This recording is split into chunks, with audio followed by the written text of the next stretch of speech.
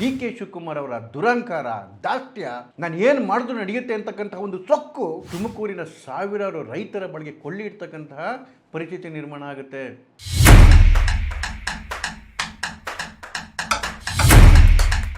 ನಮಸ್ತೆ ಸ್ನೇಹಿತರೆ, HNC ಲೈವ್ಗೆ ಸ್ವಾಗತ. ನಾನು HN ಚಂದ್ರಶೇಖರ್. ಸ್ನೇಹಿತರೆ, HNC ಲೈವ್ನ ದಯಮಾಡಿ ಸಬ್ಸ್ಕ್ರೈಬ್ ಮಾಡಿ.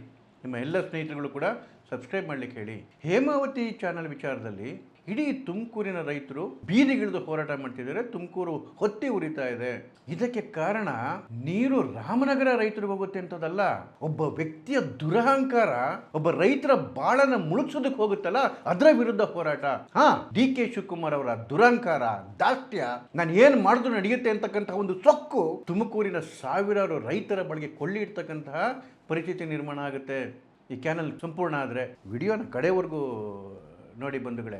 ರಾಮನಗರ ರೈತರಿಗೆ ಯಾವ ರೀತಿ ನ್ಯಾಯ ಸಿಗಬೇಕು, ರಾಮನಗರ ರೈತರಿಗೆ ಯಾವ ರೀತಿ ನೀರಾಗಬೇಕು ಅಂತೇಳಿ ವೈಜ್ಞಾನಿಕವಾದ ದಾರಿಗಳಿದ್ದಾವೆ. ಅದೆಲ್ಲ ಬೇಡ ಅಂತ ಡಿ.ಕೆ. ಶಿವಕುಮಾರ್ಗೆ. ಇನ್ನೊಬ್ಬರು ಹೊಟ್ಟೆ ಮೇಲೆ ಹೊಡೆದು ಅದನ್ನೇ ಎತ್ಕೊಂಡು ಹೋಗ್ಬೇಕಂತೆ.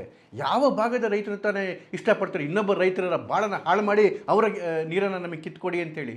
ನಿಜವಾಗ್ಲೂ ರಾಮನಗರದ ಭಾಗದ ರೈತರು ಆ ರೀತಿ ಯೋಚನೆ ಮಾಡೋದೇ ಇಲ್ಲ. ಅದೇ ನಡೀತಿರ್ತಕ್ಕಂಥದ್ದು ಅಕ್ಷರಶಃ ಅಕ್ಷಮ್ಯವಾದಂತಹ ಕೆಲಸ. ನೋಡಿ, ಇದೇನಂತ ಹೇಳಿದ್ರೆ, ಏನು ಹೇಮಾವತಿಯ ಗೊರೂರು ಡ್ಯಾಮ್ ಇದೆಯಲ್ಲ ನೋಡಿ, ಹೇಮಾವತಿ ನದಿ ಹುಡ್ತಕ್ಕಂಥದ್ದು ಚಿಕ್ಕಮಗಳೂರಿನ ಮೂಡಿಗೆರೆನಲ್ಲಿ. ಅಲ್ಲಿಂದ ಹರ್ಕೊಂಬಂದು ಹಾಸನ ಜಿಲ್ಲೆಗೆ ಬಂದು, ಹಾಸನ ಜಿಲ್ಲೆಯಿಂದ ಮಂಡ್ಯ ಜಿಲ್ಲೆಗೆ ಬಂದು ಅಲ್ಲಿ ಕಾವೇರಿ ನದಿಯನ್ನು ಸೇರ್ತಾರೆ. ಹಾಸನ ಜಿಲ್ಲೆಯಲ್ಲಿ ಈ ಹೇಮಾವತಿಗೆ ಎಡ್ಚಿ ನದಿ ಬೇರೆ ಸೇರ್ಕೊಳ್ಳುತ್ತೆ. ಇವೆರಡು ಒಟ್ಟಿಗೆ ಆಗಿ ಕಾವೇರಿ ನದಿಯನ್ನು ಸೇರ್ತವೆ. ಹಾಗಾಗಿ ಕಾವೇರಿ ನದಿಯ ಉಪನದಿ ಹೇಮಾವತಿ. ಈ ಹೇಮಾವತಿಗೆ ಅರ್ಕಲ್ಗೂಡು ತಾಲೂಕು ಗೊರೂರಲ್ಲಿ ಒಂದು ಡ್ಯಾಮ್ ಕಟ್ಟಿದ್ದಾರೆ. 1979ರಲ್ಲಿ ಆ ಡ್ಯಾಮ್ ಕಂಪ್ಲೀಟ್ ಆಯಿತು. ಒಟ್ಟು ಕೆಪಾಸಿಟಿ ಇರ್ತಕ್ಕಂಥದ್ದು ಆ ಡ್ಯಾಮಿಂದು 37 TMC. ಈ ಹೇಮಾವತಿ ನದಿ ನೀರನ್ನು ಹಾಸನ ಜಿಲ್ಲೆಗೆ, ಮಂಡ್ಯ ಜಿಲ್ಲೆಗೆ, ಮೈಸೂರು ಜಿಲ್ಲೆಗೆ, ತುಮಕೂರು ಜಿಲ್ಲೆಗೆ ಮತ್ತು ರಾಮನಗರ ಜಿಲ್ಲೆಗೆ ಹಂಚಿಕೆ ಮಾಡೋದಕ್ಕೆ ವಿವಿಧ ಪ್ರಾಜೆಕ್ಟ್ಗಳನ್ನ ಮಾಡಿದ್ದಾರೆ. ಬಟ್ ಅತಿ ಹೆಚ್ಚು ಜಲಾನಯ ಪ್ರದೇಶ ಇರ್ತಕ್ಕಂಥದ್ದು ತುಮಕೂರು ಜಿಲ್ಲೆಗೆ ಹೇಮಾವತಿದು. ಯಾಕೆಂತ ಹೇಳಿದ್ರೆ ವಿಪರೀತ ಸ್ಕೇರ್ಸಿಟಿ ಇರ್ತಕ್ಕಂತಹ ನಾಡಾಗಿತ್ತದು. ಈ ಹೇಮಾವತಿ ನದಿ ನೀರನ್ನು ಗೊರೂರು ಡ್ಯಾಮಿಂದ 2 ಹಂತಗಳಲ್ಲಿ ಇದನ್ನು ನೀರನ್ನು ಹಂಚಿಕೆ ಮಾಡಲಾಯಿತು. ಮೊದಲನೇ ಹಂತದಲ್ಲಿ ಹೇಮಾವತಿ ಎಡದಂಡೆ, ಬಲದಂಡೆ ಮತ್ತು ಬಲದಂಡೆಯ ಹೈ ಲೆವೆಲ್ ಕ್ಯಾನಲ್ಗಳಾದವು. 2ನೇ ಹಂತದಲ್ಲಿ ತುಮಕೂರು ಬ್ರಾಂಚ್ ಮತ್ತು ನಾಗಮಂಗಲ ಬ್ರಾಂಚ್ನ ಕಾಮಗಾರಿಗಳಾದವು.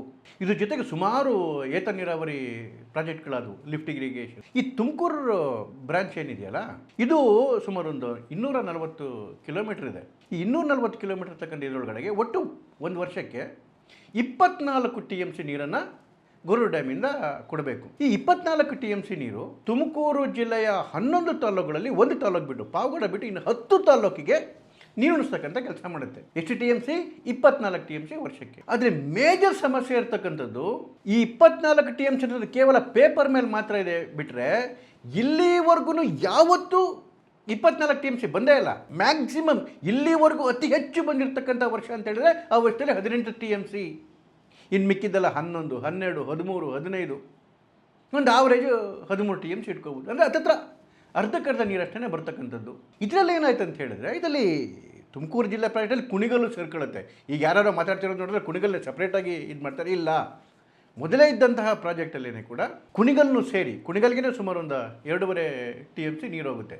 ಅದು ಸಮಸ್ಯೆ ಏನಾಗ್ತಿತ್ತು ಅಂತ ಹೇಳಿದ್ರೆ, ಬರ್ತಾ ಇರ್ತಿದ್ದ ನೀರೇನೇ ಭಾಳ ಕಡಿಮೆ ಆದ್ದರಿಂದ ಈ ಕುಣಿಗಲ್ಲು ಲಾಸ್ಟಲ್ಲಿ ಇರ್ತಿತ್ತಲ್ಲ, ಅದು ಟೈರ್ 10 ಇತ್ತಲ್ಲ, ಹಾಗಾಗಿ ಅಲ್ಲಿಗೆ ಕುಣಿಗಲ್ಗೆ ನೀರು ಹೋಗ್ತಕ್ಕಂಥದ್ದು ಸಮಸ್ಯೆ ಆಗ್ತಾ ಇತ್ತು. 2019ರಲ್ಲಿ ಆಗ ಕುಮಾರಸ್ವಾಮಿ ಅವ್ರದ್ದು ಮತ್ತು JDS ಮತ್ತು ಕಾಂಗ್ರೆಸ್ ಸಮ್ಮಿಶ್ರ ಸರ್ಕಾರ ಇದ್ದಾಗ ಈ ಕುಣಿಗಲ್ಗೆ ನೀರು ತಗೊಂಡೋಗೋದಕ್ಕೆ, ಅಂದರೆ ಏನು ಓಪನ್ ಕ್ಯಾನಲಲ್ಲಿ ಹೋದರೆ ನೀರು ಹೋಗ್ತಾ ಇಲ್ಲ ಅಂಥೇಳಿ ಒಂದು ಎಕ್ಸ್ಪ್ರೆಸ್ ಲಿಂಕ್ ಕ್ಯಾನಲ್ ಮಾಡಬೇಕು ಅಂಥೇಳಿ ಆಗೊಂದು ಪ್ರಾಜೆಕ್ಟ್ಗೆ ಅಪ್ರೂವಲ್ ಕೊಟ್ಟರು. ಏನು ಗುಬ್ಬಿ ತಾಲೂಕಿನ ಸಂಕಾಪುರದಿಂದ ಕುಣಿಗಲ್ಗೆ 3 TMC ನೀರನ್ನು ತೊಗೊಂಡೋಗ್ತಕ್ಕಂಥದ್ದು. ಆಗ ಪ್ರಾರಂಭಿಕವಾಗಿದ್ದು ಇಷ್ಟೇ ಪ್ರಾಜೆಕ್ಟು. ಅದಕ್ಕೆ 600 ಕೋಟಿ ರೂಪಾಯಿ ಮೀಸಲು ಕೂಡ ಇತ್ತು ಅವತ್ತಿನ ಸರ್ಕಾರ. ಯಾವಾಗ ಈ ಪ್ರಾಜೆಕ್ಟ್ ಆಯಿತು ಆಗ ಜಲಸಂಪನ್ಮೂಲ ಸಚಿವರಾಗಿದ್ದವರು ಡಿ.ಕೆ. ಶಿವಕುಮಾರ್ ಅವರು ರಪ್ ಅಂತ ರಾಜಕೀಯ ಒಂದು ತಲೆಗತ್ತಿತ್ತು. ಇನ್ನೇನು ಸ್ವಲ್ಪ ದೂರ ನಾವು ಮಾಗಡಿಗೆ ಎತ್ಕೊಂಡು ಹೋಗ್ಬಿಟ್ರೆ, ರಾಮನಗರ ಮಾಗಡಿ ಭಾಗದಲ್ಲಿ ಇನ್ನೊಂದು 3 TMC ಎಕ್ಸ್ಟ್ರಾ ಎತ್ಕೊಂಡು ಹೋಗ್ಬಿಟ್ರೆ ಅದು ನನಗೆ ಒಳ್ಳೆ ಹೆಸರು ಕೊಟ್ಬಿಡುತ್ತೆ ಅಂಥೇಳಿ. ಅಲ್ಲ ರೀ, ಇಲ್ಲಿ ಕುಣಿಗಲ್ಗೆ ನೀರು ಹೋಗ್ತಾ ಇಲ್ಲ. ಯಾವ ತುಮಕೂರು ಜಿಲ್ಲೆ 10 ತಾಲೂಕಿಗೆ ಬರೀ 24 TMC, ಅದಕ್ಕೆ ಅರ್ಧಕ್ಕರ್ಧವೂ ನೀರು ಬರ್ತಿಲ್ಲ. ಅದರಲ್ಲಿ ಕುಣಿಗಲ್ಗೆ ನೀರು ಹೋಗ್ತಾ ಇಲ್ಲ. ಅದರಲ್ಲಿ ಮತ್ತೆ 3 TMC ಅಲ್ಲಿಂದ ರಾಮನಗರಕ್ಕೆ ಎತ್ಕೊಂಡು ಹೋಗ್ತಕ್ಕಂಥ ಒಂದು ಪ್ಲಾನನ್ನು ಮಾಡಿದ್ರು. ಇದು ವಯಬಲ್ ಅಲ್ವೇ ಅಲ್ಲ ರೀ, ಚಾನ್ಸೇ ಇಲ್ಲ.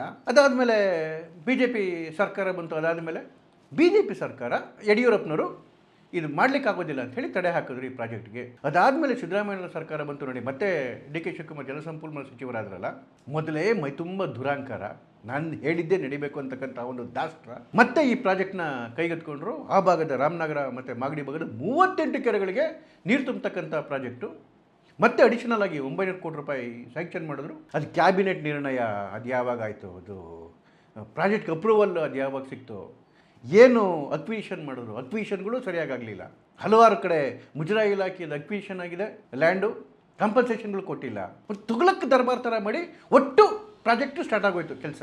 ಈಗಾಗಲೇ 40% ಕೆಲಸ ನಡೆದೋಗಿದೆ ಅಂತ ಹೇಳ್ತಾರೆ. ಅವೈಜ್ಞಾನಿಕವಾಗಿ ಇದೇನಾದರೂ ಪ್ರಾಜೆಕ್ಟ್ ಆದರೆ ಮೊದಲನೇ ಬಾರಿಗೆ ಬರ್ತಾ ಇರ್ತಕ್ಕಂಥ ನೀರೇ ತುಮಕೂರು ಜಿಲ್ಲೆಗೆ ಬರ್ತಾ ಇಲ್ಲ, ಅರ್ಧಕ್ಕರ್ಧನೂ ಬರ್ತಾ ಇಲ್ಲ. ಅದ್ರಲ್ಲಿ ತುಮಕೂರು ಜಿಲ್ಲೆ ಕುಣಿಗಲ್ಗೆನೇ ಇನ್ನೂ ನೀರು ಹೋಗ್ತಾ ಇಲ್ಲ. ಇನ್ನು ಅಲ್ಲಿಂದ ನೀವು 3 TMCನ ಮುಂದೆ ಎತ್ಕೊಂಡು ಹೋದರೆ ಯಾರ ಹೆಣದ ಮೇಲೆ ರಾಜಕಾರಣ ಮಾಡಲಿಕ್ಕೆ ಕೊಟ್ಟಿದ್ದೀರಿ ಡಿ ಕೆ ಶಿವಕುಮಾರ್ ಅವರೇ? ಹಾಗಾದರೆ ಹೇಮಾವತಿ ನೀರಿನ ಮೇಲೆ ರಾಮನಗರ ಜಿಲ್ಲೆಯ ರೈತರುಗಳಿಗೆ ಹಕ್ಕಿಲ್ವಾ ಅಂತ ಹೇಳಿದ್ರೆ 100% ಇದೆ. ನೋಡಿ, ಅದು ಹೇಮಾವತಿ ಏನು ಗುರು ಡ್ಯಾಮ್ ಇದೆ, ಅದ್ರ ನೀರಿನ ಹಂಚಿಕೆ ಇರ್ತಕ್ಕಂಥದ್ದೇನೆ ಮಂಡ್ಯ, ಮೈಸೂರು, ತುಮಕೂರು, ಹಾಸನ, ರಾಮನಗರ ಜಿಲ್ಲೆಯ ರೈತರುಗಳಿಗೆ ಆಗಬೇಕು ಅಂತೇಳಿ ಈಗಾಗಲೇ ಅದರ ಹಂಚಿಕೆನೂ ಆಗಿದೆ. ಇವನ್ ರಾಮನಗರನೂ ಸೇರಿ ಇನ್ನೂ ಅಡಿಷನಲ್ ಆಗಿ ನಿಮ್ಗೆ ತಗೊಂಡೋಗ್ಬೇಕು ಅಂತ ಹೇಳಿದ್ರೆ ನೇರವಾಗಿ ಗೊರು ಡ್ಯಾಮಿಂದನೇ ತೊಗೊಂಡೋಗ್ಬೋದಲ್ಲ, ಅಲ್ಲಿಂದನೇ ಎಕ್ಸ್ಪ್ರೆಸ್ ಕ್ಯಾನಲ್ ಮಾಡ್ಕೊಂಡು ತೊಗೊಂಡೋಗ್ಬೋದಲ್ಲ. ಯಾರು ತಡೀತಾರೆ ನಿಮ್ಮನ್ನು? ಅದೇ ಡಿ ಕೆ ಶಿವಕುಮಾರ್ಗೆ ಏನಂದರೆ ಅಲ್ಲಿ ಹೋದರೆ ಹಾಸನ ಜನ ವಿರೋಧ ಮಾಡ್ತಾರೆ, ಗಲಾಟೆ ಮಾಡ್ತಾರೆ ಅಂತೇಳಿ ತುಮಕೂರು ಜನ ಪಾಪದವರ ಗುರು ಡ್ಯಾಮಿಂದ ಎಲ್ಲೋ ಸ್ವಲ್ಪ ನೀರು ತುಮಕೂರಿಗೆ ಬರುತ್ತಂತೆ, ಅದರೊಳಗಡೆಗೆ ಎಲ್ಲೋ ಮಧ್ಯದಲ್ಲಿ ಕ್ಯಾನಲ್ ಹೊಡೆದು ನೀರು ಎತ್ಕೊಂಡು ಹೋಗ್ತಿರಂತೆ, ಅದರಲ್ಲೂ ಸ್ವಲ್ಪ ಕುಣಿಗಲ್ಗೆ ಹೋಗುತ್ತಂತೆ, ಅದಾದಮೇಲೆ ನೀವು ತಿರ್ಗಿ ರಾಮನಗರಕ್ಕೆ ಎತ್ಕೊಂಡು ಹೋಗ್ತಿರಂತೆ. ಇದೆಲ್ಲ ಸರ್ಕಸ್ ಮಾಡೋ ಬದಲು ಗುರು ಡ್ಯಾಮಿಂದ ಡೈರೆಕ್ಟಾಗಿ ಮಾಡ್ಕೊಳ್ಳಿ ಸ್ವಾಮಿ. ನಿಮಗೆ ದುಡ್ಡು ಕೊಡ್ತಾ ಇದೆಯಾ? ಯಾವುದು ಸ್ಕೈಡೆಕ್ ಮಾಡೋದಕ್ಕೆ 100 ಕೋಟಿ ರೂಪಾಯಿ ಪ್ರಾಜೆಕ್ಟ್ ಆಗ್ತೀರಾ? ಸ್ಕೈಡೆಕ್ ಅಂತೀರಿ, ಯಾರೊಬ್ಬ ರೈತನಿಗೆ ಅನುಕೂಲ ಆಗುತ್ತಾ, ಒಬ್ಬ ಜನಸಾಮಾನ್ಯನಿಗೆ ಅನುಕೂಲ ಆಗುತ್ತಾ? ಸ್ಕೈಡೆಕ್ ನಿರ್ಮಾಣ ಮಾಡ್ತಾರಂತೆ ಶೋಗೆ, ಅದಕ್ಕೆ 1000 ಕೋಟಿ ಖರ್ಚು ಮಾಡೋದಕ್ಕೆ ಇವ್ರ ಹತ್ರ ಹಣ ಇರುತ್ತೆ. ತಗೊಂಬನ್ನಿ, ನೇರವಾಗಿ ಗುರು ಡ್ಯಾಮಿಂದ ತಗೊಂಬಂದು ರಾಮನಗರ ಜಿಲ್ಲೆಯ ರೈತರಿಗೆ ಕೊಡಿ. ಅದು ಬಿಟ್ಬಿಟ್ಟು ತುಮಕೂರು ಜನ ರೈತರ ಬಾಳ್ಗೆ ಬೆಂಕಿ ಇಟ್ಬಿಟ್ಟು ಯಾಕೆ ನೀರು ಎತ್ಕೊಂಡು ಹೋಗ್ತೀರಿ? ಅವಾಗ ಯಾರೂ ಬದುಕೋದಿಲ್ರಿ. ಈ ಕಡೆ ಇಲ್ಗೂ ನೀರು ಸಿಗೋದಿಲ್ಲ, ಕುಣಿಗಲ್ಗೂ ನೀರು ಸಿಗಲ್ಲ, ರಾಮನಗರಕ್ಕೂ ಸರಿಯಾಗಿ ನೀರು ಹೋಗಲ್ಲ. ಏನು ಸಾಧನೆ ಮಾಡ್ತೀರಾ ಡಿ ಕೆ ಶಿವಕುಮಾರ್ ಅವರೇ? ಇವತ್ತು ನಿಮ್ಮ ಪಕ್ಷದ MLA ಗಳೇ ವಿರೋಧ ಮಾಡ್ತಾವ್ರೆ ಇದಕ್ಕೆ. ಗುಬ್ಬಿ MLA ಹೇಳ್ತಾರೆ ನಾವು ಬೀದಿಗಳು ಹೋರಾಟ ಮಾಡ್ತೀವಿ ಅಂತೇಳಿ. ಎಲ್ಲರನ್ನೂ ಎದುರಾಕೊಂಡು ರೈತರ ಮೇಲೆ ಸಮಾಧಿ ಕಟ್ಕೊಂಡು ಇನ್ನೆಷ್ಟು ದಾಷ್ಟ್ಯವನ್ನು ತೋರಿಸ್ತೀರ, ದುರಾಂಕಾರ ತೋರಿಸ್ತೀರಿ ನಿಮ್ಮದು ಅಂತೇಳಿ. ಸಿದ್ದರಾಮಯ್ಯವ್ರಿಗೊಂದು ಕಳಕಳಿ ಮನವಿ, ಡಿ ಕೆ ಶಿವಕುಮಾರ್ ಅಂತ ಪುನರ ಅಟ್ಟಹಾಸಕ್ಕೆ ನಿಜವಾಗ್ಲೂ ಬಲಿಯಾಗಿಬಿಡಿ ಸಿದ್ದರಾಮಯ್ಯನವರೇ. ಅದಕ್ಕೆ ತುಮಕೂರು ರೈತರ ಹಿತವೂ ಮುಖ್ಯ, ರಾಮನಗರ ರೈತರ ಹಿತವೂ ಮುಖ್ಯ. ಇವರು ಬದುಕಬೇಕು, ಅವರು ಬದುಕಬೇಕು, ಅದಕ್ಕೆ ಮಾರ್ಗ ನೋಡ್ಕೊಳ್ಳಿ. ಅದು ಬಿಟ್ಬಿಟ್ಟು ಒಬ್ಬರ ಸಮಾಧಿ ಮೇಲೆ ಇನ್ನೊಬ್ಬರ ಮನೆ ಹೂತೋಟ ಬೆಳೆಸೋದಲ್ಲ. ಜೈ ಹಿಂದ್, ವಂದೇ ಮಾತರಂ, ನಮಸ್ತೆ.